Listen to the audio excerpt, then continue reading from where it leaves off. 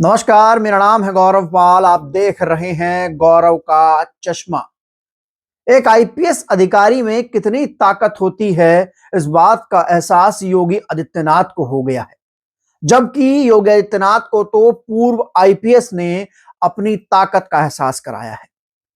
यह कह लीजिए कि उत्तर प्रदेश सरकार के लिए एक पूर्व आईपीएस जो है वो इस समय गले की फांस बन गया है। जी हां, नाम है अमिताभ ठाकुर। और आईपीएस ऑफिसर भी ऐसा नहीं, ईमानदार आईपीएस ऑफिसर जिसकी मिसाल जो है वो पूरी उत्तर प्रदेश की जनता देती है। साथ ही साथ सुप्रीम कोर्ट ने एक ऐसा फैसला लिया है कि सुप्रीम कोर्ट को आने वाली पीढ़ियां माफ नहीं करेंगी, ऐसा कहा जा रहा है।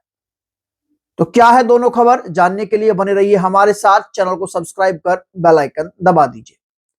उत्तर प्रदेश के जबरिया retired IPS officer Amitabh Thakur इस समय योगी आदित्यनाथ की सरकार के लिए गले की फांस बन गए हैं। गले की फांस इस तरीके से बन गए हैं कि अमिताभ ठाकुर को जब कोर्ट में पेश किया जाता है तो अमिताभ ठाकुर मीडिया से बात ना कर लें, मीडिया को बता ना दे उनके साथ क्या हो रहा है, तो तमाम इतना पुलिस का बंदोबस्त किया जाता है कि कुछ लोगों का तो यह भी कहना है कि इतना बंदोबस्त तो आतंकवादियों को पेश करते हुए नहीं किया जाता जितना एक रिटायर्ड आईपीएस अफसर को कोर्ट में पेश करते हुए किया जाता है। और जितनी पुलिस वहां मौजूद होती है सब सीटी बजाने लगती है, कहीं अमिताभ ठाकुर मीडिया से बात ना कर ले।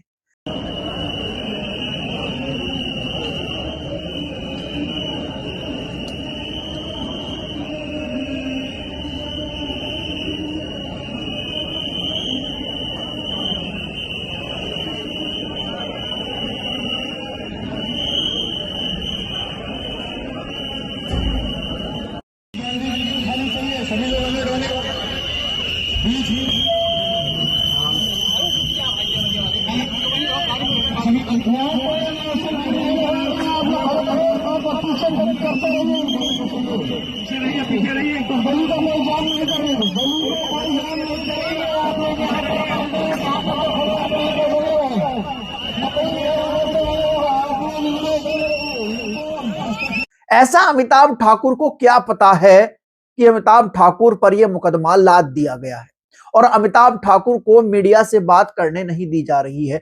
ऐसे कौन से राज जो हैं वो अमिताभ ठाकुर को पता है योगी सरकार के बारे में। जी हां दोस्तों, अमिताभ ठाकुर को कल वाराणसी के कोर्ट में पेश किया गया। कब सिर्फ कांड को लेकर एक मुकदमा अमिताभ ठाकुर पर चल रहा है। जब अमिताभ ठाकुर वहां पर पहुंचे तो पुलिस का बंदोबस्त ऐसा था कि सीटियां बजने लगी और अमिताभ ठाकुर मीडिया से ना बात कर पाए। यह कोशिश हर तरफ से की गई। यह बात सोशल मीडिया पर खूब ट्रेंडिंग में भी है। अमिताभ ठाकुर के ऊपर योगी आदित्यनाथ के खास अमरीश सिंह भोला, जो कि हिंदू युवा वाहिनी से आते हैं, उन्होंने मुकदमा दर्ज कराया है कि कफ सिरप कांड में अमिताभ ठाकुर ने अमरीश भोला का नाम लेकर उनकी छवि खराब करने की कोशिश की है। मात्र एक मानहानि के केस में, छवि खराब करने के केस में अमिताभ ठाकुर को यूपी पुलिस दिल्ली जाते हुए शाहजहांपुर से ट्रेन में से उतार लेती है बीच से। ऐसी कौन सी जानकारी अमिताभ ठाकुर के पास है जो पब्लिक हो जाएगी तो योगी आदित्यनाथ सरकार और तमाम लोगों को दिक्कत हो जाएगी। आप खुद सुनिए अमिताभ ठाकुर का बयान, अमिताभ ठाकुर क्या कह रहे हैं। है वो मुख्य रूप से कफ सिरप मामले में योगी द्वारा धनंजय सिंह और अन्य लोगों को बचाने के लिए मुझे फंसाया गया है। ये पुलिस और फर्जी मुकदमा है। धनंजय सिंह और कंपनी को बचाने के लिए किया जा रहा है। दो आदमी उसमें हो जाए जी, यही एक कारण है और कोई कारण नहीं है। केवल फर्जी फंसाने को किया जा रहा है, केवल फर्जी फंसाने को और धनंजय सिंह एंड कंपनी को बचाने को कफ सिरप मामले में। लेकिन हम इस मामले को कफ सिरप की लड़ाई को लड़ते रहेंगे। ये पेशी कहाँ है आपकी? ये वाराणसी में है। यह भी मुकदमा कौन कराया है? मुकदमा कौन कराया है? आदित्यनाथ के एक खास में, जिस पर उसका नाम है भोला। पूरा नाम? अमरीश सिंह भोला। अमरीश किस थाने में मुकदमा हुआ है? चौक थाने में। कब हुआ है? 4 दिन पहले, जिसमें कहा गया है कि मैंने उनको बदनाम किया है। कफ सिरप मामले में मैंने उनको आरोपित किया है। जेल में किसी प्रकार की कोई आपको नहीं? जेल में दिक्कतें हैं।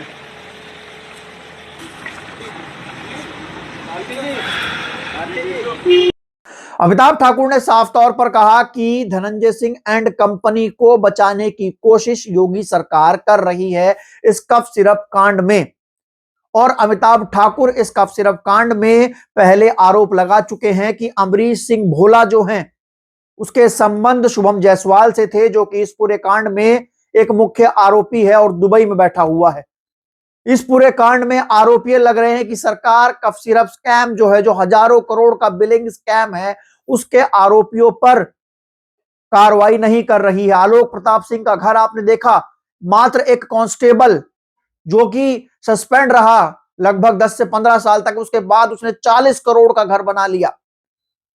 धनंजय सिंह के ऊपर आरोप लग रहे हैं, शुभम जायसवाल के ऊपर आरोप लग रहे हैं, और अमरीश सिंह भोला जो कि योगी आदित्यनाथ के खास हैं उसके ऊपर आरोप लग रहे हैं, और उसकी मानहानि के मामले में जेल में है अमिताभ ठाकुर। उनको जब पेश किया जा रहा था इस तरीके से लाव लश्कर आ रहा है। इससे पहले भी अमिताभ ठाकुर ने आरोप लगाए थे कि उनकी जान को खतरा है, और अब वो कह रहे हैं कि योगी आदित्यनाथ सिर्फ कफ सिरप कांड के लोगों को बचाने के लिए उनको जेल में डाल रहे हैं।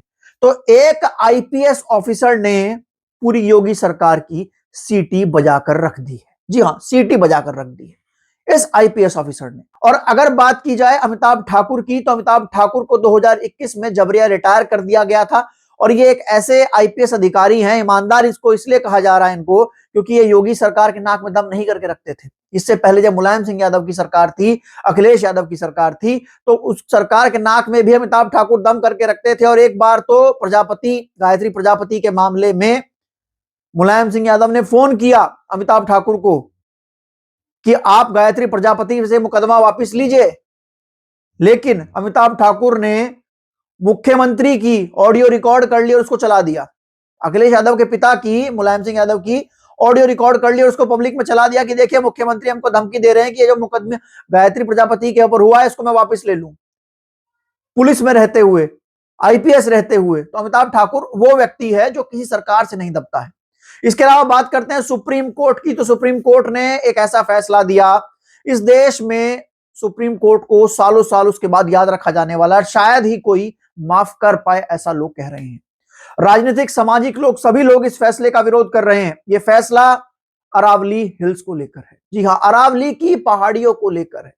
वो अरावली की पहाड़ियां जो भारत के भूभाग से भी पुरानी हैं, जिनको हम किताब से पढ़ते आए हैं कि ये जो पहाड़ियां हैं ये सबसे पुराने फोल्ड माउंटेन हैं, ओल्डेस्ट माउंटेन, हजारों करोड़ साल पुराने ये पर्वत हैं, और इन पर्वत को अब सुप्रीम कोर्ट का एक आदेश से ढाया जाएगा।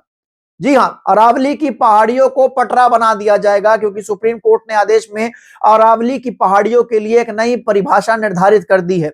वो परिभाषा ये है कि जो पहाड़ी 100 मीटर की नहीं होगी, अपने आसपास के क्षेत्र से 100 मीटर ऊंची नहीं होगी, 99 भी होगी, उसको पहाड़ी नहीं कंसिडर किया जाएगा, उसको खोदा जाएगा, उसका खनन किया जाएगा, वहां पर मैदान बनाया जाएगा।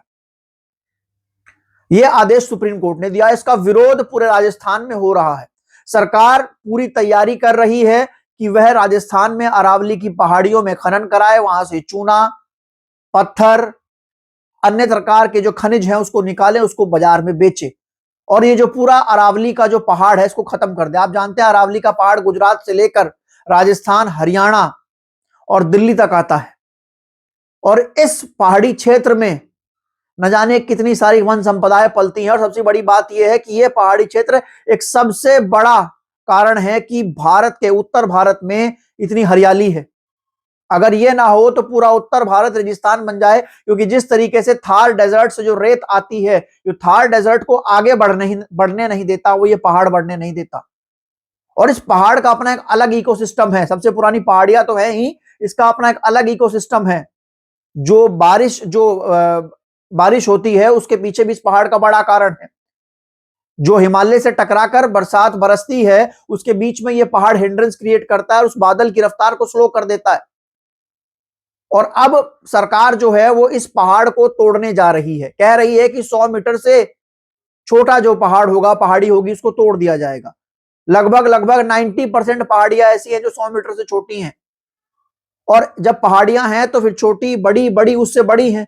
जाहिर सी बात है, जब आसपास की छोटी पहाड़ी खोद ली जाएंगी तो बड़ी पहाड़ी तो अपने आप खत्म हो जाएंगी। पूरा राजस्थान अरावली की पहाड़ियों को बचाने के लिए सरकार और सुप्रीम कोर्ट के खिलाफ खड़ा हो गया है और यह कहा जा रहा है कि सुप्रीम कोर्ट को इस फैसले के लिए शायद ही कभी माफ किया जाए, क्योंकि आने वाले समय में यह फैसला जो है अरावली को खत्म करने का, ये भारत को एक रेगिस्तान बना सकता है। इसके अलावा हम देख ही रहे हैं कि छत्तीसगढ़ में कोयला खोदने के लिए अडानी जो है वो लगातार लाखों की संख्या में पेड़ों को काट रहे हैं। तो भारत जो है वो अपने डेवलपमेंट छोड़ दीजिए, डेवलपमेंट तो दिख ही नहीं रहा है, भारत जो है वो पूंजीवाद की कीमत जो है वो अपनी प्रकृति के दोहन से चुका रहा है। ये दोनों ही खबर आपको कैसी लगी आप हमें लिखकर बता सकते हैं। तब तक के लिए चलते हैं, धन्यवाद, नमस्कार।